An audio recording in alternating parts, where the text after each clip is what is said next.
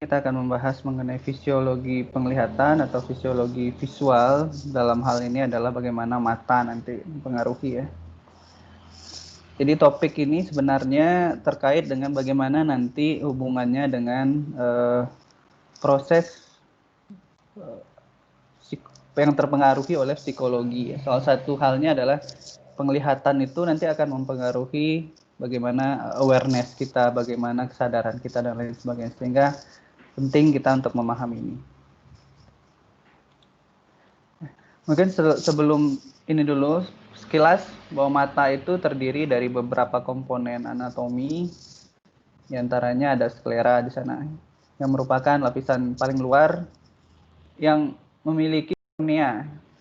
Kornea ini yang nanti perannya dalam bagaimana mempertahankan protektif terhadap mata di dalam. Kemudian ada koroid di dalamnya yang memiliki banyak pembuluh darah yang memvaskularisasi mata. Dan yang paling utama untuk proses penglihatan yaitu retina yang berada di bagian belakang koroid yang merupakan suatu jaringan saraf dengan memiliki reseptor-reseptor, fotoreseptor terutama. Ini gambarannya kita bagi menjadi kavitas anterior, ya, mulai dari anterior chamber, posterior chamber dibatasi oleh lensa. Ya, ada konjungtiva di luar, kemudian ada iris, ada pupil lubang tengah di sini, kemudian ada ligamentum suspensorium yang nanti akan mempertahankan lensa, menekan atau memperbesar atau mencekungkan lensa. Kemudian di bagian posterior itulah yang lebih besar, kita sebut ada vitreous chamber berisikan cairan vitreous, pembuluh darah. Sampai di bagian belakang dari vitreous chamber itu ada suatu koroid yang berisikan di sini sekitarnya ada retina, kita bisa lihat. Kemudian ada fovea centralis, ini titik sebenarnya titik buta nantinya ya, tengah-tengah di sini. Fovea centralis namanya, tapi dia paling banyak memiliki konus di sini. Kemudian ada central vein, central artery dan nervus opticus ya, hubungannya di sini. Ini gambaran dari mata. Dan ada pergerakan otot mata, ada beberapa otot nantinya, ada rectus superior, rectus inferior, dan ada satu lagi otot untuk pergerakan mata. Nah, yang banyak kita bahas di sini adalah mengenai retina. Retina itu merupakan suatu jaringan saraf fotoreseptor. Dia memiliki visual di situ, ada sel batang dan sel kerucut, di mana sel batang yang berperan di dalam penglihatan terhadap gelap, dan sel kerucut penglihatan warna, ya, penglihatan terang. Nanti sel kerucut dibagi lagi menjadi beberapa komponen sesuai dengan warna dominannya. Kemudian di retina itu terdapat sel neuron yang lain yang berguna utamanya untuk mensupport fotoreseptor tadi. Ada sel bipolar, sel ganglion, sel horizontal, dan sel amakrin. Komponen fungsionalnya, nanti kita bisa lihat potongan melintangnya dari retina ini, fotoreseptor ini ya. Dia memiliki lapisan berpigmen, kemudian ada lapisan sel batang dan sel kerucut, ada lapisan inti luarnya, kemudian lapisan inti dalam, lapisan ganglion dan serat nervus opticus, dan membran pembatas dalam. Ya. Ini tampilannya ya. Jadi cahaya berasal dari sini. Maka yang paling awal itu, paling ujung itu sebenarnya adalah sebelum serabut saraf ya. Serabut saraf itu paling ujung, bukan paling belakang, jadi paling depan dari bagian belakang mata. Ada stratum opticum, kemudian ada sel ganglion yang mengantarkan ke nervus opticus. Ada jaringan plexiformis dalam, jaringan nuklear dalam berisikan sel amakrin, sel bipolar. Kemudian ada di sini sel batang dan sel konusnya, dan paling belakang ini namanya ya, sel pigmented, layar pigmentednya. Nah, pada retina tadi ada yang kita sebut namanya fovea. Fovea ini luasnya kecil sekali. Disinilah kita bisa melihat bagaimana visus yang tajam dan detail, tetapi dia hanya memiliki konus, ya, memiliki konus. Ada yang kita sebut namanya fovea centralis, itu lebih kecil lagi, dia yang paling tipis ya, lapisan paling tipis pada retina. Dia langsung ke saya langsung masuk ke konus, tapi dia tidak memiliki, di sini ada sel pembuluh darah, sel ganglion, dan plexiformis luar dan dalam. Jadi kalau kita lihat nih bentuknya gambaran potongan melintangnya, di tengah-tengah inilah yang kita sebut namanya fovea. Ini fovea. Ini lapisan-lapisan plexiformis, ganglion dan lain sebagainya. Ini yang paling banyak, dia hanya terdiri dari sel kerucut, tidak memiliki sel batang. Nah, ini nanti ada yang kita Mohon sebut maaf, ya, pointer Bapak nggak kelihatan, Pak. pointer nggak kelihatan. Sorry, maaf.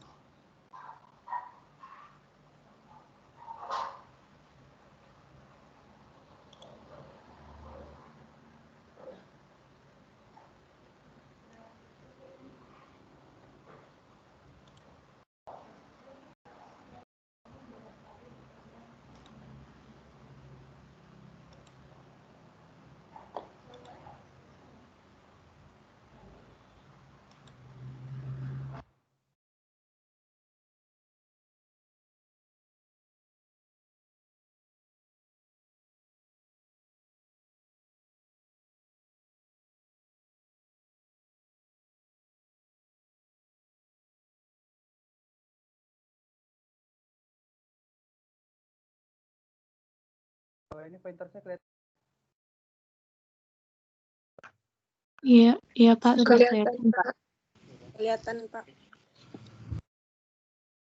Jadi disinilah yang kita sebut fovea itu, bagian tengah dia tidak memiliki jaringan-jaringan sel sekitarnya ya. Sekitarnya ganglion, plexiformis dan yang lain.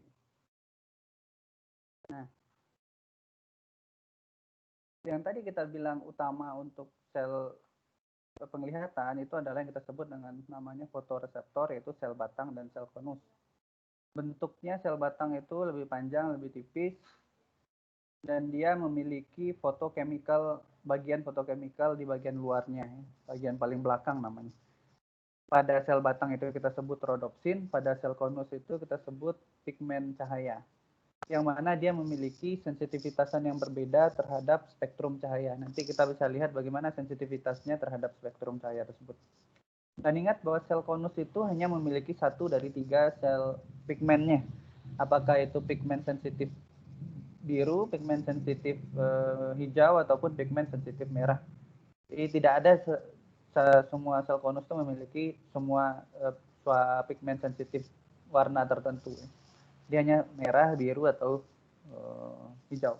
Makanya pada keadaan tertentu maka orang bisa jadi buta warna karena mungkin dia tidak memiliki pigmen spesifik terhadap konus warna tertentu. Ya, ini posisi yang tadi sebenarnya sama, cahaya dari sini, sel ganglion di luar, sel amakrin, sel bipolar, sel horizontal, ada sel batang yang lebih banyak dibandingkan dengan sel konus. Ini bagian belakang dari eyeball. Nah, yang membedakan adalah bahwa pada sel konus itu penglihatan kita sebut namanya penglihatan fototopik. Kenapa? Karena dia memiliki predominasi pada cahaya yang bagus dengan menampilkan persepsi cahaya yang lebih detail. Akan tetapi, kita bisa lihat bagaimana low konvergensinya antara ganglion dengan konus tersebut. Artinya satu konus, satu ganglion. Ini membuat persepsi lebih detail, tetapi membutuhkan cahaya yang lebih banyak untuk bisa menstimulasi sel konus tersebut. Sementara pada sel batang, kita sebut high convergence, satu sel batang saja kena di sini, salah satu saja yang terstimulasi, maka dia akan menstimulasi juga retinal ganglion cell. Satu dari banyak ini dia akan menstimulasi satu ganglion cell. Sehingga apalagi kalau dia banyak dengan pada keadaan gelap, itu dia mungkin cahaya yang kena hanya sedikit ya. Sehingga dia bisa menstimulasi ganglion cell ini cukup baik, dia akan bisa terstimulasi lebih baik. Inilah yang kita sebut namanya high convergence dari sel batang. Dan dia sangat sensitif terhadap gelap, ini maksudnya terhadap gelap, tapi dia lebih tidak detail dan kekurangan warna, jadi warnanya tidak nampak, dia hanya fokus kepada sumber cahaya terutama pada saat gelap.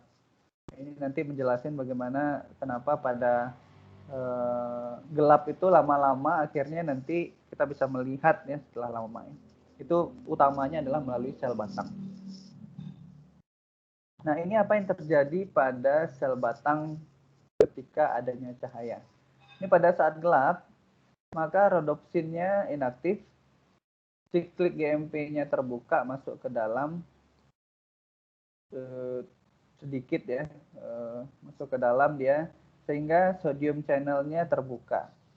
Sodium channel terbuka, dia bisa masuk, sodium ionnya masuk ke dalam sel batang, mengakibatkan proses depolarisasi sel batang, sehingga sel batang akan mengeluarkan glutamat. Sel batang yang mengeluarkan glutamat ini yang kita sebut namanya depolarisasi.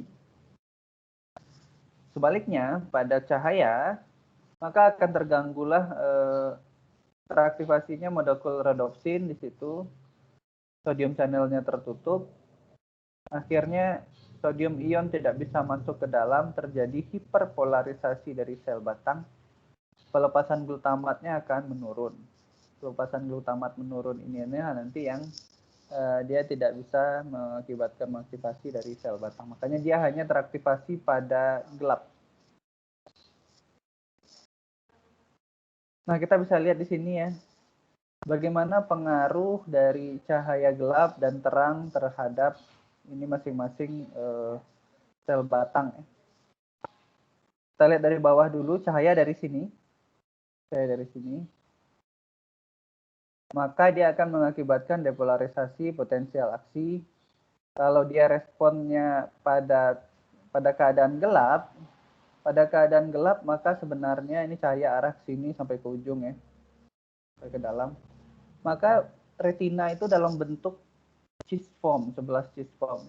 Dia masih dalam bentuk yang sama, cGMP-nya meningkat, NA channel-nya proses yang tadi dijelaskan, NA channel-nya terbuka, terjadi depolarisasi, kalsiumnya, terjadi pelepasan neurotransmitter, akhirnya potensial aksi pada sel ganglion di tengah tidak ada, propagasi ke korteks visual, dianggap ini adalah suatu gelap.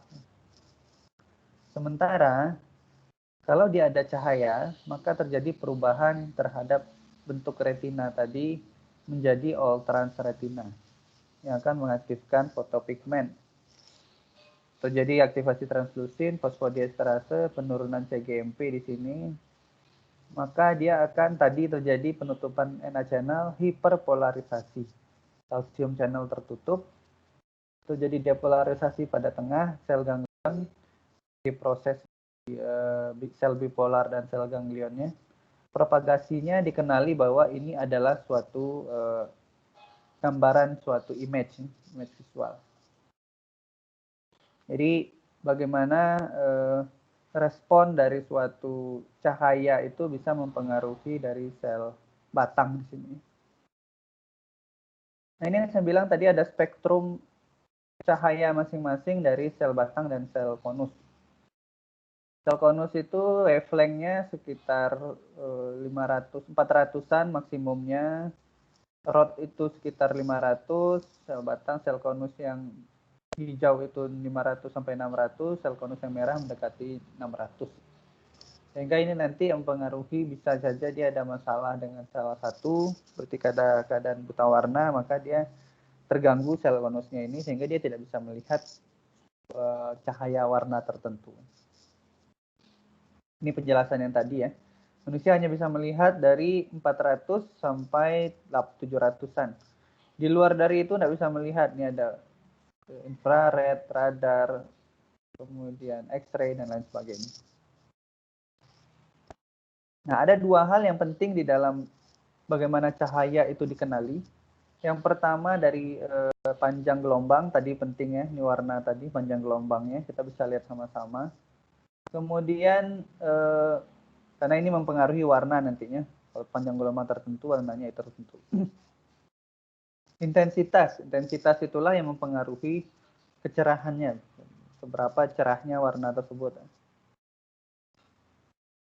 Kemudian bagaimana jarasnya, bagaimana suatu cahaya itu bisa dikenali atau suatu benda itu bisa dilihat oleh mata kita, ada yang kita sebut jarak saraf yang memiliki akson dari batang dan konus, mulai dari nervus opticus, tractus, sampai di corpus geniculatum lateralis di thalamus. Jadi dia akan bersilang melalui serat hemiretina nasalis, nanti gambarnya akan saya lihatkan. Nanti dari tractus geniculatus thalamus, dia akan ke geniculocalcarina, masuk ke lobus occipitalis, yang mana ini berasal dari separotemporal mata bagian ipsilateral. Jadi kalau kita melihat sebelah mata, sebelah kanan, mata sebelah kanan, arah temporalnya berarti ke arah kanan lagi.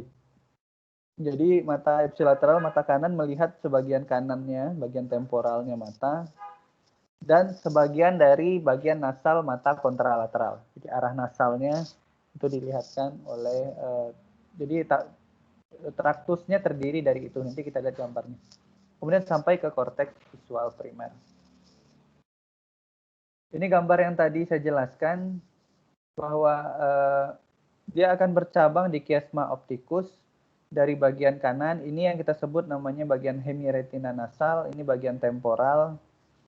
Maka tampilan yang di bagian kiri, korteks visual primer, setelah dari talamus di sini nantinya, dia akan membawa serat dari bagian nasal hemiretina, kalau kita hitung sebelah kanan ya, kalau kanan mata kanan, korpus kanan, maka dia akan membawa temporal hemiretina kanan dan membawa nasal hemiretina kiri. Yang dia bisa lihat di bagian left visual field. Begitu juga di sebelah kiri, maka dia akan membawa bagian temporal hemiretina kiri yang melihat bagian kanan, dan nasal hemiretina kiri yang melihat bagian kanan juga. Ya. Jadi begitulah bagaimana prosesnya mata itu ditransmisikan. Kemudian ada jarak visual mulai dari retina, corpus geniculata lateralis di thalamus, stria atau korteks visual primer, ya, striata namanya. Dia akan dikonduksikan sinyal dari masing-masing retina itu sampai ke korteks striata, yang sebagian besarnya berupa akson ya, bukan nukleus nanti. Jadi panjangnya itu akson paling banyak. Dan ingat, masing-masing nervus nukleus geniculatus lateralis memiliki 6 lapisan yang punya input visual dari lapang pandang kontralateral, 3 dari masing-masing mata. Jadi dia masing-masing mata, 3 mata kanan, 3 mata kiri, itu ada jalurnya di sepanjang nervus nukleus geniculatus lateralis. Yang nanti dia akan berproyeksi ke korteks visual yang membentuk striata, yang kita sebut namanya korteks striata. Nanti saya lihatkan bentuknya. Nah, konsep yang harus diingat bahwa sistem retina geniculata striata itu kita sebut namanya sistem retinotopik, di mana dari satu nukleus di retina, maka dia akan masuk ke satu kelompok nukleus geniculata, akan masuk ke satu kelompok nukleus di striata. Jadi dia diorganisir seperti gambaran di retina. Jadi tidak ada nukleus yang kedua di retina masuk ke nukleus satu di striata, tidak ada. Jadi yang warna merah, misalkan gambaran warna merah, maka dia gambarannya warna merah juga di striata. Satu sisi sebelah kanan kita tampilannya, dia masuknya di striata di satu sisi sebelah kanan juga yang sama. Jadi organisirnya seperti gambaran pada retina, sehingga bisa menampilkan apa yang dilihat oleh retina. Pada striata, striata ini kita sebut korpus visual primer. Ada yang disebut namanya dua stimuli yang berdekatan di retina, maka akan mengeksitasi neuron yang berdekatan juga. Ini kelebihannya. Jadi mata kita melihat ke depan itu, kita bisa melihat ada daerah-daerah yang nanti mungkin akan saya lihatkan gambar yang lebih detail. Misalkan kita melihat ini adalah titik lampu ya.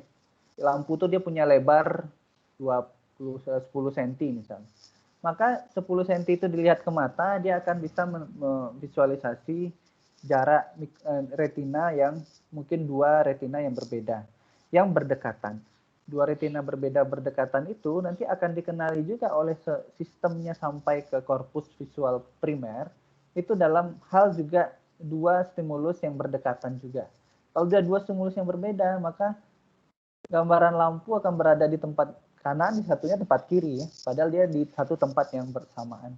Makanya ini yang kita sebut namanya adalah suatu retinotopik. Ya. Primer, occipitalis. Kemudian ada korteks visual sekunder, ada yang kita sebut prestriata. Nanti ada yang asosiasi, ada yang inferotemporal dan posterior parietal. Apa itu korteks visual primer? Korteks visual primer yaitu korteks yang mendapatkan input paling banyak dari nuklei pada talamus, yaitu yang kita sebut namanya nucleus geniculatum lateralis. Dia terletak pada regio posterior lobus occipitalis, tersembunyi pada fissura longitudinalis, dan dia akan terorganisir menjadi striata-striata yang tadi yang saya sebut, yang kita sebut namanya kolumna vertikalis fungsional, di mana dia neuron pada masing-masing striata itu, kolumna vertikalis yang sama itu, respon terhadap stimuli area yang sama di retina. Ini yang kita sebut namanya tadi retinotopik.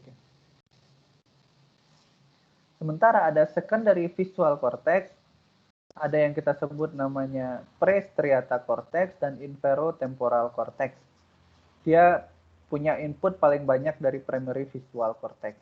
Kemudian ada korteks asosiasi visual, dia mendapat input paling banyak dari secondary visual cortex, yaitu posteroparietal cortex.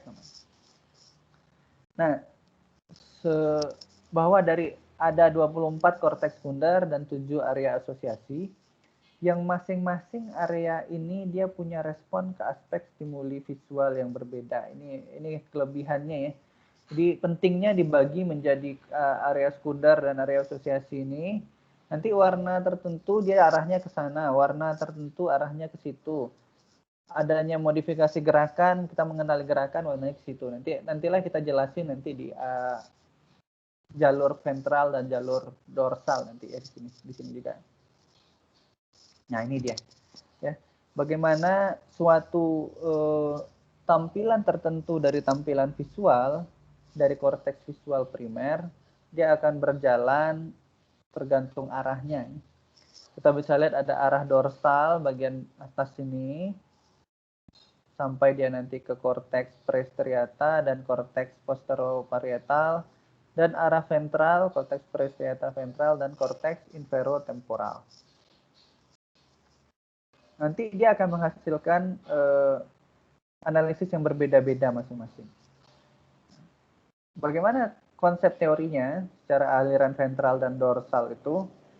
Ada where and what. Ya. Jadi aliran dorsal itu yang warna merah terutama pada persepsi spasial, persepsi bagaimana lokasi di sini, visual. Ya. Sementara aliran ventral bentuk benda, bentuknya. Jadi bagaimana rekognisi bentuk. Jadi ini where, dorsal where, ventral itu what. Apa sih bentuknya, bagaimana sih? Kalau ini alirannya, kita bisa lihat ini nanti bisa menggambarkan persepsi kedalaman ya. Jadi mata itu melihat yang dekat dan jauh itu berbeda, itu kita bisa menilainya sebenarnya melalui aliran dorsal yang dominan. Jadi kita juga bisa tahu daerah otak mana yang terkena kalau gangguannya di situ ya, karena itu adalah aliran dorsal. Begitu juga pengaruh dari pengaturan perilaku dan persepsi kesadaran. Aliran dorsal itu dalam pengaruh ke perilaku, visually guided, ya. Tapi yang ventral itu mempengaruhi kesadaran. Nanti akan kita jelaskan di sini. Ya ini dorsal tadi sudah saya bilang stimuli spasial, bagaimana lokasi objek atau arah pergerakan. Lokasinya di sana sebelah kanan, di belakang dari kursi. Nah, itu adalah bagaimana dorsal yang mempengaruhi. Yang nanti akan dia mengarahkan interaksi perilaku dengan objek. Jadi kita bisa lihat, jadi ini fungsi dari asosiasi sebenarnya nanti ya. Bahwa itu kita bisa lihat adanya suatu gelas. Gelas itu kita sudah pikir bahwa ini nanti kita akan bisa ambil untuk mengambil minum.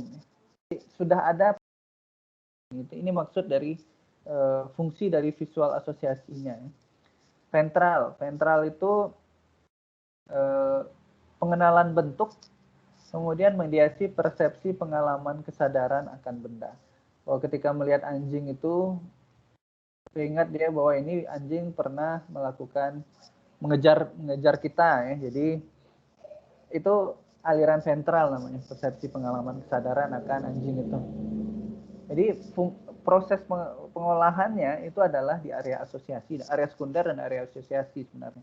Tapi inilah hebatnya bagaimana kalau kita tidak memiliki kemampuan ini, oh itu anjing, udah selesai.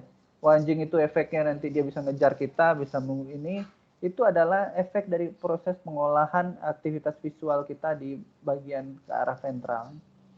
Di hebatnya otak kita itu bisa memikirkan sampai begitu, dan proses-proses yang lain pun juga bisa dijelaskan melalui aliran dorsal dan aliran ventral tersebut.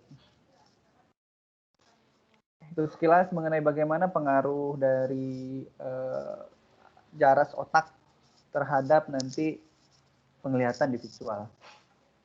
Kemudian sedikit mengenai fisika optik ya, bahwa cahaya itu akan direfraksikan lebih cepat pada udara, lebih lambat pada benda padat atau cair dengan memiliki indeks refraksi. Contoh kalau kaca kecepatannya 200.000 km per detik, maka indeks refraksinya 1,5, karena di udara itu 300.000. Kalau dia tegak lurus terhadap benda, maka arahnya akan tetap sehingga tidak akan direfraksikan. Kalau membentuk sudut, maka arah akan berbelok. Maka dia akan memfokus, kalau lensanya cekung, dia akan divergen. Nanti kita lihat juga. Ini kalau dia tegak lurus terhadap suatu objek, kaca di sini, maka dia tidak akan direfraksikan, tidak akan membelok. Tapi kalau dia tidak tegak lurus, dia akan dibelokkan. Ini konsep lensa tadi, seperti saya bilang, lensa cembung itu konvergen, lensa cekung itu divergen. Sementara lensa silinder, itu dia berkumpul membentuk suatu garis. Nanti kombinasi dua lensa silindris yang tegak lurus akan memberikan efek lensa sferis akan membentuk konvergen ya nantinya. Ini lensa cembung, dia konvergen. Lensa cekung, dia divergen. Ini peran nanti bagaimana kita memberikan kacamata nanti sebenarnya. Kemudian ada panjang fokus lensa. Kalau dia paralel ini cahaya paralel itu didapatkan dari kita melihat benda yang jauh. Jadi lurus dia ya cahayanya. Fokusnya sama dengan panjang fokus sebenarnya.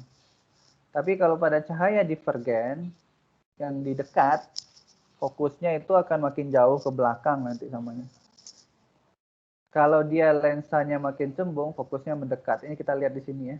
Kalau dia dari distance source, melihat jauh, maka fokus di tempat yang tepat. Kalau dari satu titik tertentu, jarak yang tertentu, maka dia akan fokusnya akan lebih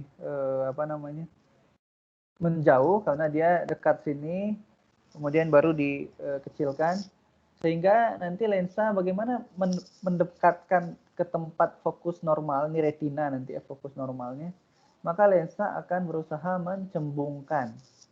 Inilah nanti yang kita sebut namanya daya akomodasi nantinya. Kalau dia melihat dekat, kalau melihat jauh mah dia nggak akan mencembungkan. Dan kemudian proses pembentukan bayangan di mata itu adalah pembentukan bayangan terbalik. Nanti akan ada kita lihat gambarnya. Dengan kekuatan refraksi lensa itu dinilai dalam bentuk diopter, ya, bagaimana memfokuskan pada 1 meter. Sehingga kalau dia jaraknya 0,5 meter, fokusnya jadi 2 diopter. Dan seterusnya begitu. Ini tampilan bentuk benda A, maka dia akan tertukar di sini. Nah, ini kalau kita lihat bentuknya sama lurus ya. Kalau garis lurus ya garis lurus, tidak kelihatan terbaliknya. Padahal dia nanti adalah sebenarnya orang kalau kaki di bawah dia akan dibalik jadi kepala di atas, kepala di bawah, kaki di atas, kepala di bawah, kaki di atas. Tapi nanti tampilan di otaknya akan diubah lagi sehingga dikenali bahwa ini orangnya kepala di atas, kaki di bawah. Ini 1 diopter tadi, 1 meter, 2 diopter setengah, 10 itu tinggal 0,1 meter. Tapi kita perlu ingat bahwa bola mata itu kan kecil ya. sehingga dia akan memiliki kemampuan refraksi yang sangat besar, lebih dari 10 diopter, karena ukuran bola mata itu ya tidak sampai 10 cm juga tidak sampai. Sehingga kekuatan refraksi totalnya bisa mencapai 59 diopter. Artinya cuma 2 cm dia bisa mengantarkan dari lensa sampai ke retina. Dengan indeks refraksi ini masing-masing kita bisa lihat nih. Kornea di 1,38, cairan aqueous 1,3, lensa 1,4, cairan vitreous 1,34 dan seterusnya. Nah, ini indeks refraksi, sehingga dari objek yang dikenali di sini bisa dikenali di retina menjadi dua objek yang terpisah di sini. Saya bilang tadi, untuk pengubahan daya refraksi kita punya akomodasi, di mana pada anak-anak bisa diubah dengan sadar dari 20 akomodasi ke 34 diopter. Artinya ketika melihat dekat, orang itu akan mengakomodasi lensanya sehingga lebih menggembungkan, mencembungkan lensa. Jadi bisa melihat, memfokuskan tepat bayangannya tepat di retina. Karena seperti saya bilang contohkan tadi, ketika kita melihat dekat, titik fokusnya akan berubah, maka perlu digembungkan di sini. Nah, itulah peran dari sebenarnya penggembungan lensa melalui kontraksi otot siliaris dan pengenduran regangan dari ligamentum suspensorium lensa, lentis namanya, yang bisa dirangsang oleh saraf simpatis. Nah, pada keadaan usia tua, otot siliarisnya tidak bisa berkontraksi lebih bagus, ligamentumnya sudah tidak kendur, sehingga daya akomodasi akan menurun. Inilah yang kita sebut namanya presbiopia. Makanya butuhlah orang menggunakan kacamata dekat, kacamata baca untuk membaca. Jadi kalau melihat jauh dia aman karena mata tidak berakomodasi. Ini yang tadi saya bilang ada ligamentum suspensorium di sini ya. Kemudian ada otot siliaris di sini. Dia bisa berkontraksi, menekan suspensoriumnya, lensanya jadi lebih cembung di sini ya, sehingga dia akan lebih tebal. Kemudian ada lagi komponen mata, pupil, yang juga berperan di dalam bagaimana pengaturan jumlah cahaya yang masuk ke dalam. Bisa kecil sekali, bisa besar sekali. Kalau kita lihat pada orang gelap, pada kondisi gelap, maka pupilnya akan melebar untuk menampung banyak cahaya. Pada kondisi terang, pupilnya akan mengecil supaya fokusnya bisa lebih baik. Jadi pupil kecil untuk fokus lebih baik, pupil besar itu jumlah cahaya lebih banyak. Kita bisa lihat di sini, ini pupil yang kecil. Kita bisa melihat di sini, titik fokusnya di sini lebih detail fokusnya ya, gambarannya. Tapi kalau pada lensa yang besar, dia butuh cahaya yang banyak untuk bisa nampil, tidak detail.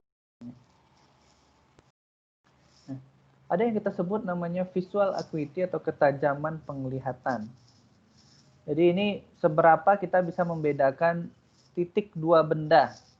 Jadi kita anggap itu adalah dua titik yang berbeda. Itu di mana 2 mikron itu masih titik di retina di mana bisa membedakan antara satu benda dengan satu benda yang lain. Jaraknya itu di retina sekitar 2 mikrometer. Dengan kita melihat beda sudut pandangnya itu mencapai kurang dari 1 derajat ya, 25 second nama hitungannya. Kalau kalian 360 derajat, maka 1/60-nya itu adalah menit, 1/60-nya lagi second. Artinya lebih kecil lagi, cuma setengah menit nih namanya. Beda sudut pandang jarak sedikit saja itu bisa dilihat oleh retina. Itulah tajam penglihatan yang kita sebut. Kemudian ada fovea tadi saya bilang dengan ukuran kecil dari 500 mikron. Ketajaman penglihatannya bisa mencapai kurang dari 2 derajat dari lapangan pandang. Dengan ketajaman penglihatan pada di luar fovea itu lebih turun sampai 10 kali. Fovea ini bisa sangat sekali kalau kita lihat nih. Dan apa peran dari ketajaman penglihatan ini? Kita bisa melihat huruf dari jarak 20 kaki atau 6 meter namanya. Makanya ini kita menilai visus yang kita lihat itu dengan visual acuity. Kita bisa bedakan 2 mikron di retina itu tampilannya dengan 6 meter kita menilai visus itu, pemeriksaan visus. Itulah yang kita sebut namanya ketajaman penglihatan nanti namanya. Membedakan antara 2 mikron. Kalau sudah ada gangguan atau gangguan fokus, maka ini gangguan refraksi namanya nanti. Ya, ini jarak benda 1 mm di 10 meter bisa dikenali oleh mata 2 mikrometer. Di jarak 10 meter kita melihat benda 1 mm ukurannya, itu masih bisa dinilai oleh mata. Normalnya. Kalau sudah ada gangguan, maka mungkin sudah ada gangguan refraksi, atau gangguan di retinanya, dan lain sebagainya. Tapi harusnya ini 1 mm jarak kita bisa membedakan di jarak 10 meter. Selain dari itu, mata sebenarnya punya peran dalam menilai kedalaman. Ya. Ini yang saya bilang tadi, peran dari dorsal. Ya. Aliran dorsal. Bagaimana menentukan jarak melalui ukuran bayangan di retina. Kita bisa lihat bayangannya lebih kecil atau lebih besar, itu kita bisa tahu ini bendanya lebih besar atau lebih kecil. Ada yang kita sebut namanya moving parallax, di mana gerakan kepala itu membuat bayangan benda dekat bergerak, tapi benda jauh tetap. Ini kita bisa tentukan persepsi kedalamannya, tapi makanya kita harus gerakkan kepalanya. Kalau kita lihat, oh ini dia bergerak, berarti dia dekat. Karena nggak bergerak, berarti dia jauh. Itu bagaimana penilaian kedalaman atau kejauhnya. Kemudian ada yang kita sebut namanya binocular parallax atau visus binokular atau stereopsis. Kita lihat di sini gambarnya ya. Kalau kita lihat di sini bentuknya, kita lihat kita nggak tahu nih jauh atau enggaknya. Kalau kita pakai satu mata, maka oh ini matanya cuma jaraknya dekat nih, sama jaraknya. Tapi kita lihat dua mata, maka kita bisa lihat ukuran, kita bisa lihat kedalamannya, kejauhnya dengan menggunakan stereopsis mata ini. Kita bisa tahu ini jaraknya lebih jauh, ini jaraknya dekat. Dengan menggunakan stereopsis atau binocular parallax. Makanya kita penting menggunakan dua mata itu untuk membedakan kedalaman atau persepsi benda lokasinya. Ini lebih jauh, ini lebih dekat. Tidak bisa kita orang melihat satu mata itu, apalagi dekat, dia melihat dekat itu dia sulit sekali menentukan ini yang mana lebih dalam ya. Yang penting penglihatan dua mata. Mungkin itu dari saya.